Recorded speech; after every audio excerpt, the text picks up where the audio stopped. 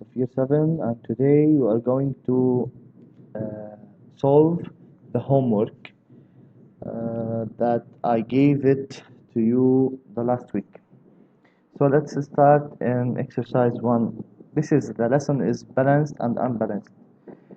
So exercise 1, all of the sentences below are wrong. Circle one incorrect word in each sentence, then rewrite each one to make it correct. So, when a cyclist is decelerating uphill, the forces on him are balanced. So, first of all, let's review the rule. What is the rule? The rule that related to speed is when the speed is constant, the forces are balanced, right? When the speed is constant. So, what the meaning of decelerating? The meaning of decelerating that is slowing down. Slowing down, it's not a constant speed, so it's not balanced. So we must circle balanced and rewrite the sentence when a cyclist is decelerating uphill, the forces on him are unbalanced. This is the correction. So let's see the correction.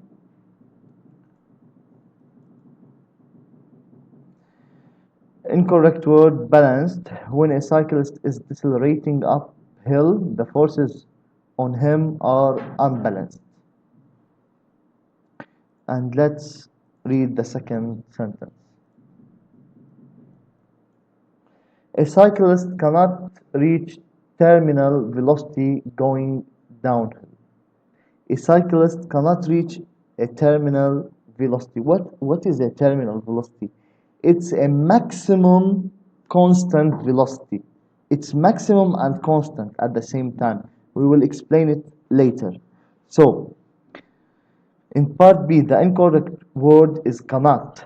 A cyclist can reach terminal velocity going downhill. When? Let me explain when, because this sentence is not clear.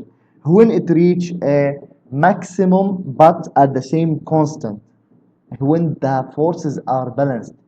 The cyclist will reach a point that is the air resistance is equal to the thrust. So when the air resistance is equal to the thrust, the forces are balanced, then the speed is constant, so it reached the terminal velocity. What is the terminal velocity? When the forces reach the maximum, the speed will reach the maximum constant velocity. So it's incorrect. Cannot, can. Sorry. When friction and upthrust are equal to thrust, the cyclist is moving at a terminal velocity. When friction and upthrust.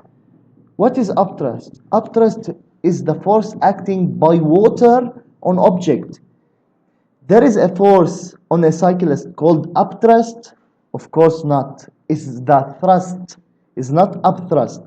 The upthrust is a force that done by the water on the object. So what is the wrong is upthrust. What's the correct? The incorrect word is upthrust. When the friction and air resistance are equal. Friction and air resistance are equal to the thrust. Is not upthrust, is thrust.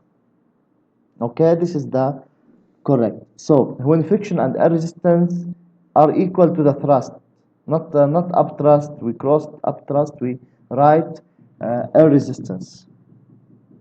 Here is a box with forces acting on it. Complete the sentences to describe what will happen to the box. First of all, if a box, there is a force pulling it to the left and there is no opposite force, so the box will move to the left because there is no opposite force. But when the box, there is two forces acting on the box, one to the left and one to the right, and they are equal, so the balanced force is 0 Newton, right? Why? Because 5 minus 5, so I must subtract this force from this force, so the balanced force is 0 Newton, so the box will not move at all. That's the solution, will not move at all. Okay? Now, the third case, 5 Newton to the left, 2 Newton to the right. We must subtract each. 5 minus 2 is 3 Newton. Which one is bigger? To the left, so the box will move to the left. This question, what instrument would you use to measure the force on the book? What is the instrument that used to measure the force? The size of a force can be measured using an instrument called a force meter, such as a spring balance. So the answer is force meter. Now, write T next to the statement that are true, write F next to the statement that are false. Then write correct versions of the statement here. The forces on a floating object are balanced is true, because a floating object is at rest, is not moving at all, and the objects that are at rest, they have balanced forces.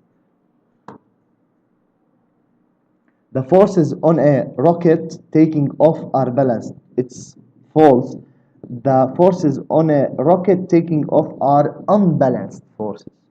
The forces on a leaf accelerating to the ground are unbalanced is true. All objects that accelerate have balanced forces acting on them, have unbalanced forces acting on them. This is the correction, and I will post at the end the solution. So let's finish the last question, the extension. Explain what is meant by resultant force. What is meant by the resultant force? It's a statement. You must study it. A resultant force is a single force that is equivalent. It's one force, but this one force is equivalent to two or more forces acting on object. This is the resultant force. Now copy the table and complete the final column. We have thrust of car, friction, and air resistance, and we want to calculate the resultant force. Now I will add to each of these not only the resultant and the direction. Me as Mr. Kassem, I will add a new question that I don't need only the size of the force, I need the direction. So I'm going to use paint to draw the forces, right? Let's consider that this is the car, okay? This is the car.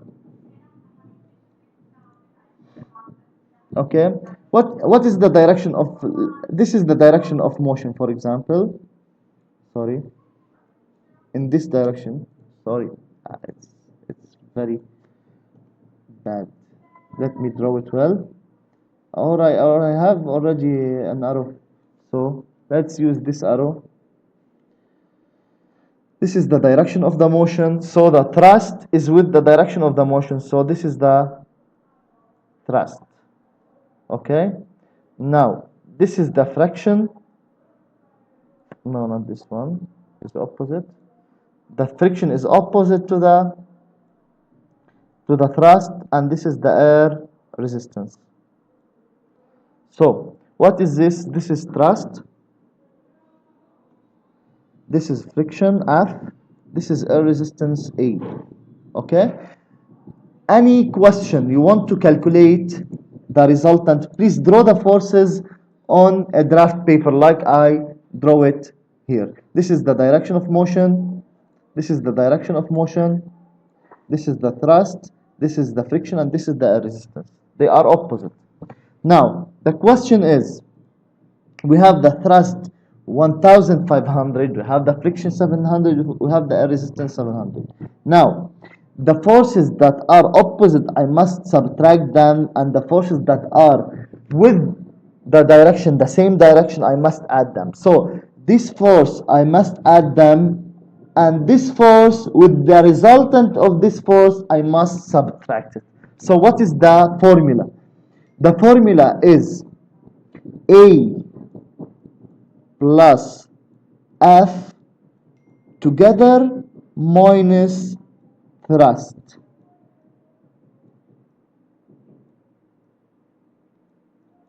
Or we have another formula, thrust represented by th minus between a bracket. It is important to write it between bracket because we are going to add the first. We must add the first a and f, then we must subtract, or we can put thrust, we subtract and we add them, so we must add at the first. So I will use the second one, thrust minus the addition of A and F. So what is A and F? Is a resistance and friction. So I must add A and F before I subtract from the thrust, right? What is A and F? 700 and 800. So the first case, I'm going to use calculator, and in year 7 in physics, I'm talking about physics, you can use calculator. So the formula is I must add friction and resistance. I add friction and resistance. 700 plus 800 is equal to 1500. 1500. So 1500 minus 1500 is equal to 0. So the first case is 0. Okay? Because it's 0, so what is the direction of resultant? There is no resultant force. Is 0. So there is no direction. Is okay? Because the resultant is 0, there is no direction. So the first one is 0. I will write 0 on. Sorry, I will write 0 in this box. And the direction, keep it in mind, there is no direction. Why? Because the resultant force is 0. The resultant force is 0. There is no resultant force. No resultant force. The forces are balanced. Keep it in mind. Okay? So, I want to continue now. I paused the video because I have something, and I'm now continue. I want to continue it. Okay, so we finished the first one. Now the second one, the air resistance is 100 and the friction is 500. So I must add it. 500 plus 100 is 600. So 3000 minus 600, the addition of them is equal to 2400. So the resultant is 2400. Now I want to see the direction of the resultant force. Resultant force. What is the direction of the resultant force? Keep it in mind. The direction of the resultant force is with the greatest force. Which one is the greatest force? Thrust is 3000, right? 3000. So it takes which direction? It takes the direction of the right. This is number 2. This is the resultant force. Okay. Now let's continue the third one. The third one is 1000. The friction is 600 and the air resistance is 500. If we add friction and air resistance is 1100. So the addition of 2 is 1100. If we subtract 1000 from 1100 is equal to minus 100. Is equal to minus 100. So, and now the direction, in which direction? Both of these is 1100 and this direction is 1000. So the direction is to the left because these two together is bigger. So this is the number 3 in that direction. Now number 4. 2500, 900 and 400 is equal. Let's add these two is equal 1300. 2500 minus 1300 is 1200 and it's to the right. Why? Because it's follow the thrust is bigger. So this is number 4 and it's equal to 1200. So it's number 4. So now, last part. The car is currently moving with a steady speed, constant. What will happen to it in each case? In each case, if it's moving in steady speed, so the friction and air resistance is equal to the thrust, so the resultant force are 0 in each case. Okay, so that's the solution. I will post the solution of this one. The numbers continue moving at steady speed. A will continue with the steady speed. No, let's repeat the last question. The car is currently moving with steady speed. What will happen to each in each case? Oh, sorry. In each case, in this case, the resultant is zero. It will continue in steady speed. In this case, resultant, the resultant, the resultant is with the thrust, so it will accelerate because it's with the thrust. This one, it will decelerate. Why? Because it's opposite to the thrust. The direction is opposite to the thrust. This is the direction is with the thrust. It will accelerate. So I will explain it more and more. In part 2, the direction is with the thrust. It will accelerate. In part 4, the direction is with the thrust. It will accelerate. In part 3, the direction is opposite to the thrust. It will decelerate. Okay. So this is the solution. Thank you. Repeat the video. If you have any question, don't hesitate and ask me using a classroom or my private WhatsApp. Thank you so much.